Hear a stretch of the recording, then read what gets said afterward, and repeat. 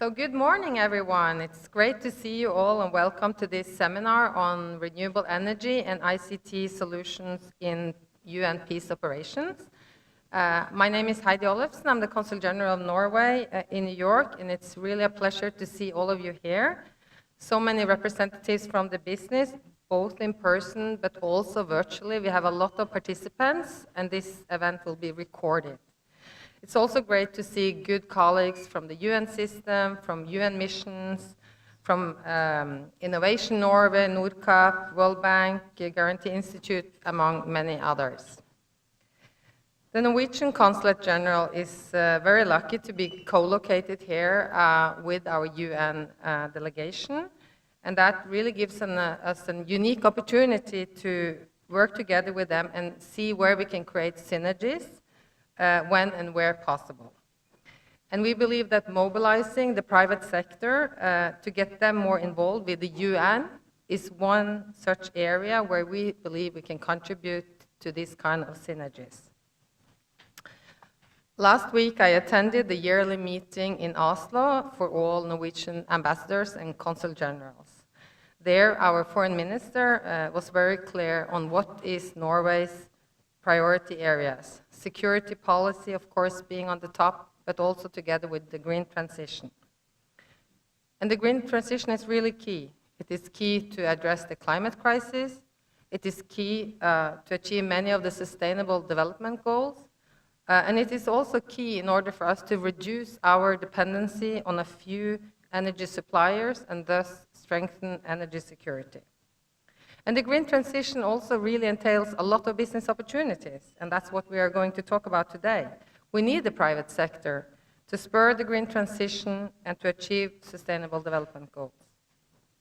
And supporting business opportunities and strengthening cooperation within the green transition is a key task for the Consulate General here in New York.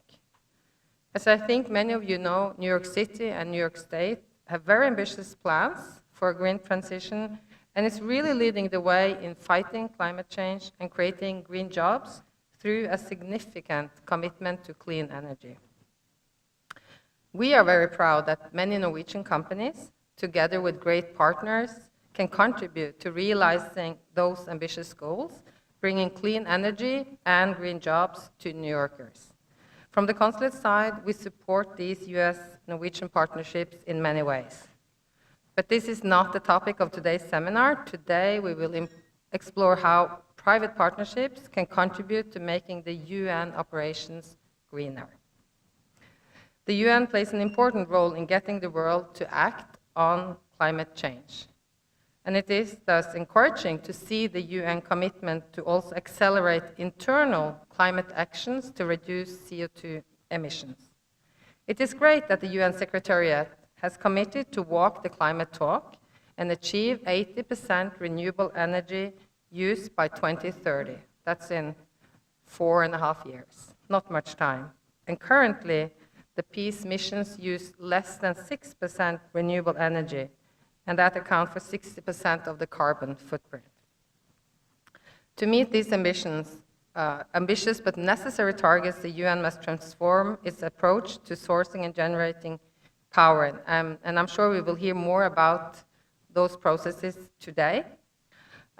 Today, the largest UN peacekeeping operations rely almost exclusively on generators using expensive imported diesel. This requires transportation under often dangerous conditions, and the diesel economy aggravates drivers of conflict. In certain settings, these missions are the largest single sources of energy consumption and greenhouse gas emissions in their host countries. There is a solid business case for how investments in decentralized renewable energy can offer a new way to support peace in host countries, and at the same time support electrification of host communities. And in addition, we have the cost miracle of renewable energy, because it is now the rule, not the exception, that renewables can bring down power costs and improve reliability in fragile settings when implemented well. UN missions operate more than 10,000 generators. 70% of them are owned by the UN. And in addition, humanitarian agencies operate the same number of generators, often in the same areas. Thus, there is a huge potential market. So then, how can Nordic businesses tap into this market? What mechanisms do we have in place to support the transition? And how can we work together to achieve the ambitious targets that we have set? These are some of the questions we hope to find answers to today. At this seminar, we will hear examples on how the UN, private sector, and international organizations have worked together to develop approaches and mechanisms that can be used to support this transition. Cooperation between the UN, host governments, local communities, and private sector offers an interesting possibility to achieve several objectives at the same time. A renewable transition will improve the mission's environmental footprint, provide economic savings over time, reduce convoy-related security requirements. It will support the local energy sector, create new peace dividends, and leave a positive legacy behind. And of course, there are many business opportunities here. Allow me a few words about how this event came about. It was in November last year that the Norwegian company Cube Energy, which is present here, visited us for a meeting together with the director of the UN Procurement Division, Mrs. Neris de Mazzora, and her staff, and we participated, or some of my colleagues participated in the meeting, and that's where the idea of this business seminar came up. And I'm really happy to see that this has become a reality, and I would very much like to thank my colleague Signe and her team for the work they've done. And I would also extend a particular thank you to our colleague from the Ministry of Foreign Affairs, Hans Olav Ibrek, our special envoy on climate and security, for being here, and you will lead two of the panels. You're a key actor here. We wouldn't have managed to do this without you, so thank you as well. Norway is an energy nation. We started with hydropower. That's how we industrialized our country. Then we found oil and gas, and we could then transform that experience and competence into wind and offshore wind. So we have many companies working within energy, renewable energy. However, recruiting and finding companies that would be interested to come to New York for this seminar was, to be honest, a bit harder than we had expected. And why was that difficult? I've said many times that there are huge business opportunities. Maybe it has something to do with risks or understanding the market. I think being a supplier of goods and services to UN operations might seem risky to many companies. So I hope one of our tasks could be to clarify the opportunities, but also highlight risk reduction measures that can make this market more appealing for Nordic companies. And I hope this seminar could be helpful in that respect. And let me end by thanking all our Nordic partners helping making this seminar a reality, recruiting relevant companies. A big thank you to Team Norway, Innovation Norway, Business Sweden, Business Finland, and the Danish Consulate General in New York for great teamwork to reach out. And with that, it's a great pleasure for me to introduce Anne-Marie van der Berg, Assistant Secretary General at the UN Office of Supply Chain Management. Please, Anne-Marie, the floor is yours. Thank you.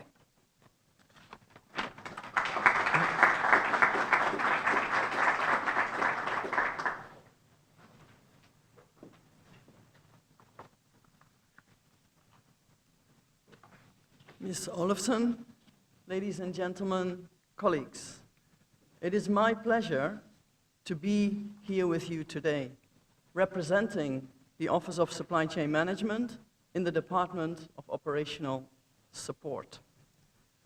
I want to thank our host for gathering us here and creating this excellent opportunity to discuss and support the strategic emphasis placed on environmental management in the United Nations field operations and on renewable energy in particular. Within the United Nations Secretariat, our field missions account for the majority of the environmental footprint. Today, These missions consume about 400 gigawatt hours of electricity per year. For the largest ones, they account for about 20 to 40% of the host country energy consumption. And they have an energy profile largely based on fossil fuels, with 90% of their energy or their electricity needs coming from diesel generators. The use of diesel generators has been seen as convenient and relatively easy to deploy in remote areas. But of course, it causes pollution and results in a significant amount of greenhouse emissions. In 21-22, this amounted to about 500,000 tons of carbon dioxide. Currently, the share of renewable energy in peacekeeping operations is only about 6%. Mostly produced by UN-owned solar photovoltaic systems or provided through local power grids with a share of renewable energy, such as hydropower.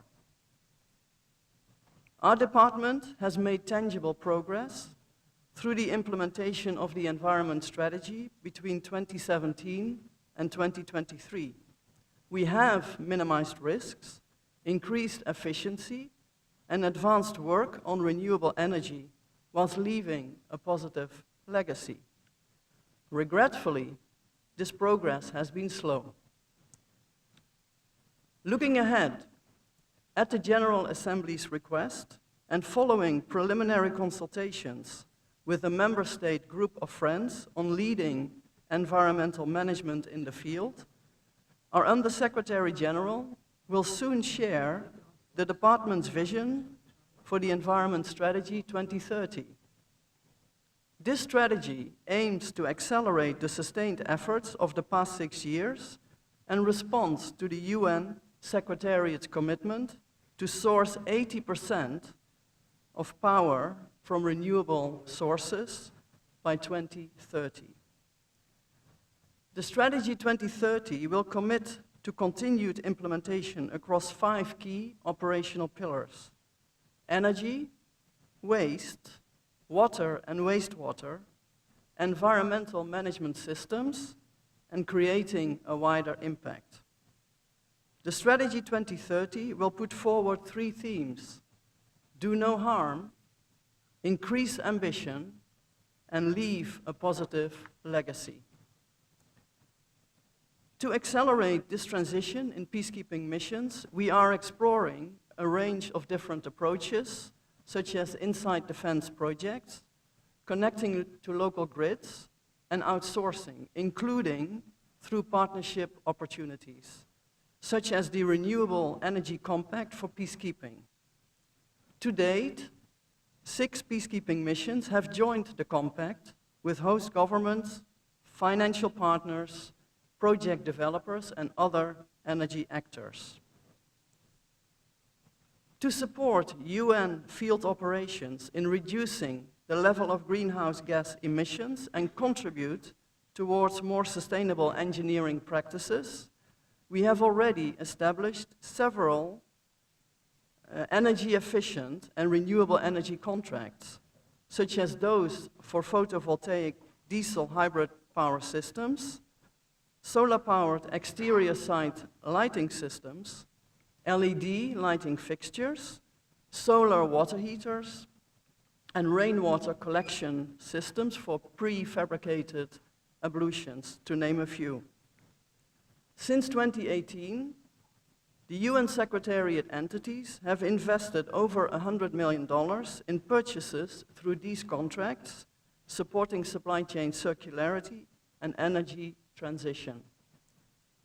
We are now working on expanding our renewable energy contracts portfolio to make available new and more sustainable technologies to our field operations. As members of the private sector, and with your expertise in this area, you have a vital role to play in this transition. My colleagues from the Procurement Division present here today will elaborate further on the available and future business opportunities and of course would want to hear from you about your value propositions. I trust that by the end of today's event, we will have a better understanding of how we can work together to tackle the challenges ahead of us.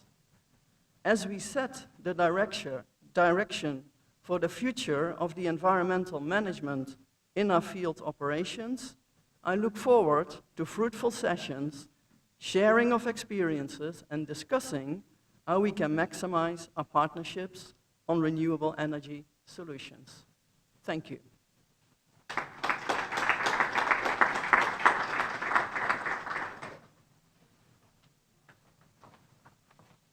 Thank you very much, Assistant Secretary General. Now it's my great pleasure to invite the Director for the UN Procurement Division, Mrs. Neris de Mazzora, to take the floor.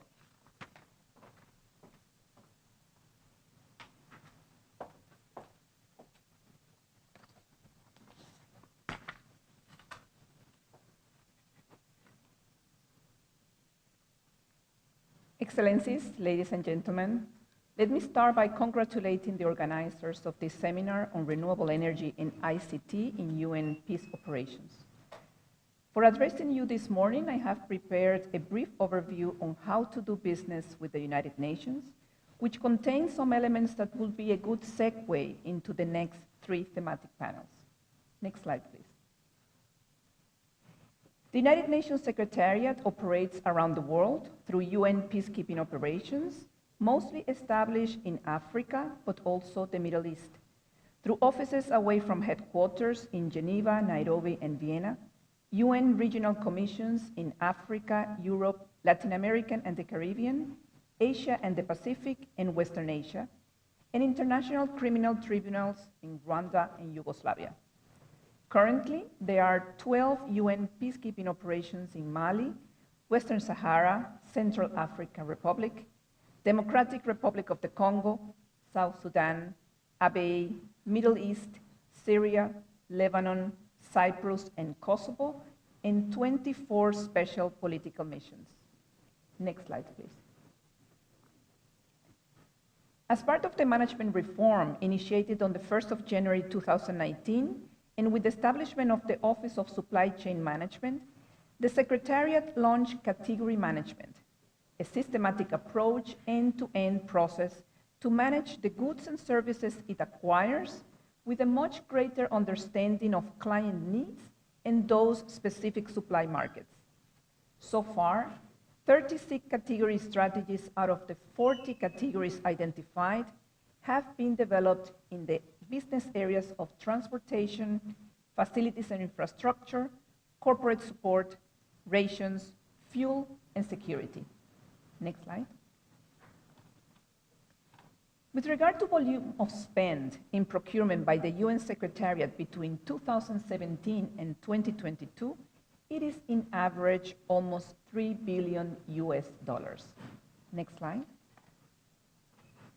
In 2022, the top 5 categories, which has been more or less the same for the past years, are information and information technology, fuels, air transport, building and construction, and food and catering, each with a volume of more than $290 million US.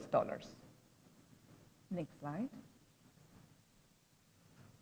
Such past and future procurement activities must be carried out in compliance with the applicable procurement framework and in compliance with the UN procurement principles defined in the UN financial regulations.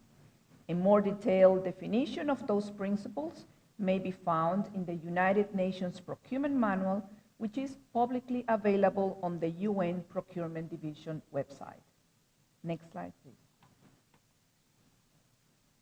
Public procurement may be cumbersome per se. In the case of the UN, a minimum of 2 other elements need to be factored in: the public international organization nature and the multiple challenges within a UN peacekeeping environment.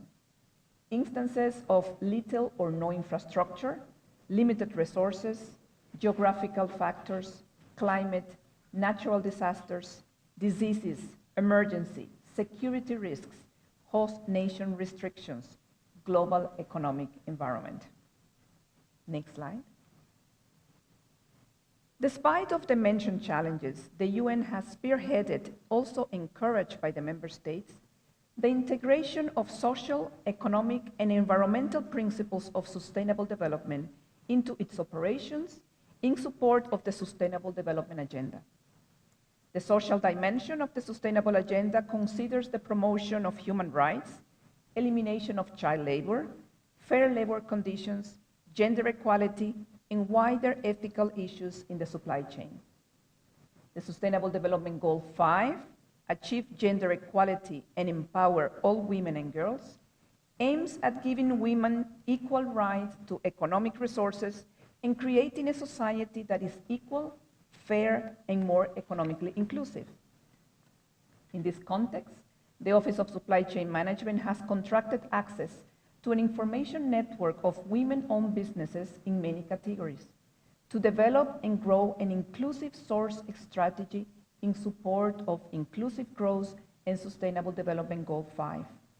In 2020, the Procurement Division held 6 seminars for women-owned businesses, increased to 20 seminars in 2021, plus 11 capacity building training sessions. In 2022, we held 4 regional business seminars and 5 training sessions. From 2019 into 2022, contracts in the amount of circa $254 million have been awarded to women-owned businesses. The large amount in the categories of end-user technology, water, and wastewater management, freight forwarding, and physical security infrastructure. Integrating the economic dimension of the Sustainable Agenda means to strive for the best value for money, and in particular, the whole life costs of a product or service, as well as for a wider support for economic development. Another special focus is increasing the participation of vendors from developing countries and countries with economies in transition to the UN tender exercises.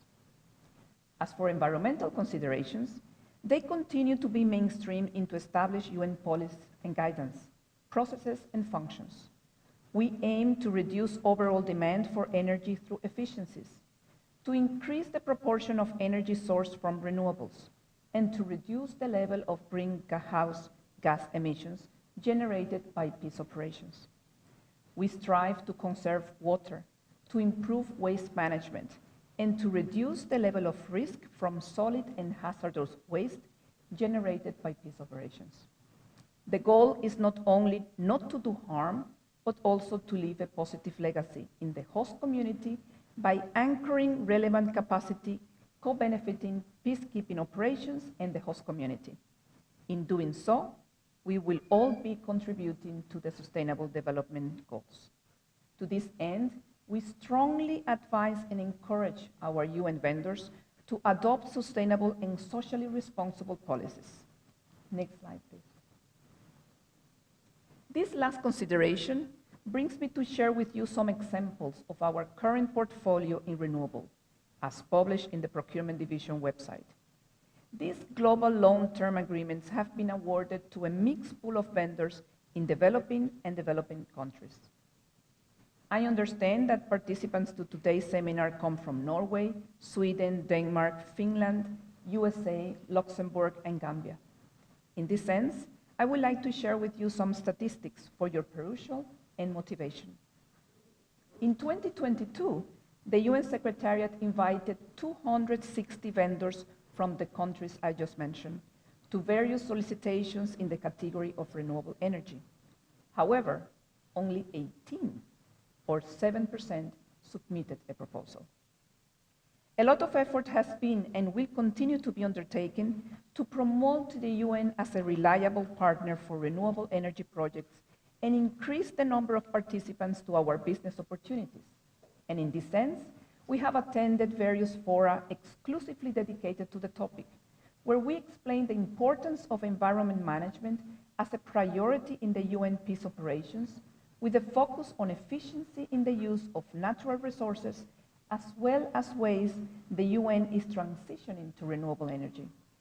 We have also attended a trade fair organized by a dual member states Chamber of Commerce and provided a presentation with a focus on renewable energy targets and future outlook.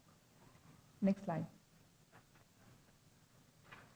For upcoming requirements on renewable energy solutions, we will extend the expression of interest or request for information to member states' chambers of commerce contacts for their further distribution to the renewable energy industry in their respective countries. We will also be reaching out to member states identified to be leading in the renewable energy sector and seek their interest in conducting business seminars virtually or in person for their respective countries. Next slide, please. Information and communication technology has long been one of the top categories procured by the United Nations. The United Nations is focused on building the data, digital, technology, and innovation capabilities that the UN needs to succeed in the 21st century. It requires further hard work as well as a wide range of resources to fulfill these ambitions. With the technologies and competitive supply chains that suppliers develop, we believe that suppliers are well placed to compete for the UN procurement and will be able to help the UN unlock more potential and opportunities. The rolling out of the e-tendering solution is a great example of the UN Secretariat leveraging new technologies to improve the way that we do business and to make us more agile and responsive when it comes to meeting our clients' needs. The e-tendering platform changes the current process for submitting a bid or proposal to the UN. Everything will be done electronically via the SAP Ariba network. It allows requisitioners, procurement staff, and vendors to interact within one platform to plan, initiate, and publish solicitations, receive and score submissions, notify vendors of awards, and capture all interactions between the bidders and the UN. Please make yourself familiar with the platform and make use of the comprehensive material put at your disposal to navigate and make optimum use of the e-tendering platform. Another example of innovative technological solutions is the e-catalog, with direct ordering for laptops connected to our ERP system. Notwithstanding advances, obvious challenges are tight budgets and budget cycles. We will research extensively and execute within a tight timeline. Requirements must be therefore prioritized. In terms of statistics, although better than for renewable energy, we would like to improve. In 2022, the UN Secretariat invited 1,538 vendors from the countries participating in today's seminar to various solicitations in the IC category. Only 197, or circa 13%, submitted a proposal. Our outreach activities saw us participating on a recent IT procurement roundtable sponsored by a member state and attending also an ICT in peacekeeping event. We are currently considering an ICT focus seminar to be held in 2024. In parallel, we will be engaging more closely with the market through requests for information to obtain structured information on a product or sector area from all interest parties, in particular when acquiring a new product or when the product or service are complex. I invite qualified vendors to actively respond to the expression of interest and submit proposals when invited to participate. Next slide.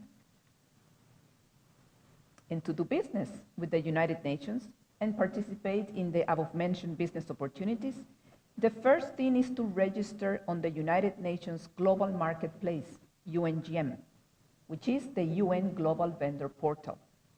As a vendor, you play a key role in the supply chain of the UN Secretariat. The procurement of the future supports supplier centricity, a model under which supplier performance and relationships are brought to a new level while fostering innovation and mitigating risks. A supplier of a UN organization has the potential to become a supplier for the entire UN system. Registration is mandatory to all commercial vendors, at least at the basic level, for participation in tender exercises. Only one registration form is needed, which will give you, as a vendor, access to the entire portfolio of business opportunities of the UN system of organizations. By subscribing to the Tender Alert service, you will be notified of business opportunities that match the commodities of interest identified at the registration stage. Next slide, please. Other sources of information how to do business with the UN can be found on the UNGM. The UNGM Knowledge Center provides vast information on procurement tools, cooperation amongst UN agencies, etc. The annual statistical report covers the annual spend by UN organizations, by country, by organizations, by category. And the UN Procurement Practitioner's Handbook will give you an insight into the guiding framework for the procurement function. Next slide. In addition to registration, two other elements are fundamental for becoming and maintaining registration status with the UN. These are acceptance and compliance with the United Nations Supplier Code of Conduct, which reflects the core values outlined in the Charter of the United Nations and clearly explains the proscribed practices, including but not limited to sexual exploitation and abuse, corruption, conflict of interest, gifts and hospitality, and post-employment restrictions. The United Nations expects suppliers to ensure that this code of conduct is communicated to their employees, parent, subsidiary, and affiliated entities, as well as any subcontractors, and that this is done in the local language and in a manner that is understood by all.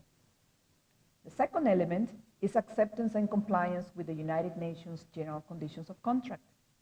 As a UN supplier or contractor, failure to comply with the undertakings contained in the UN GCCs and the Supplier Code of Conduct may preclude suppliers from being suppliers eligible for a contract award or constitute also grounds for terminating contracts with the United Nations, among other sanctions.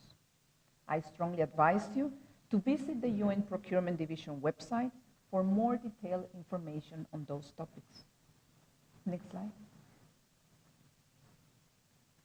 I will not want to conclude my presentation without sharing with you information on the United Nations Procurement mobile app, which offers a real-time access information to business opportunities, among others, business seminar schedule, contract awards, multi-year statistical data, etc. This app may be downloaded from the platforms indicated on the screen. Next slide. Excellencies, ladies and gentlemen, I want to thank you for your attendance and interest in knowing more about UN procurement, enabling you to participate in UN tender exercises and do business with the UN. Please do take the survey. You can access it by placing your mobile phone cameras on the QR code, and a page with a form will appear for you to complete. I wish you all a very productive seminar. Thank you.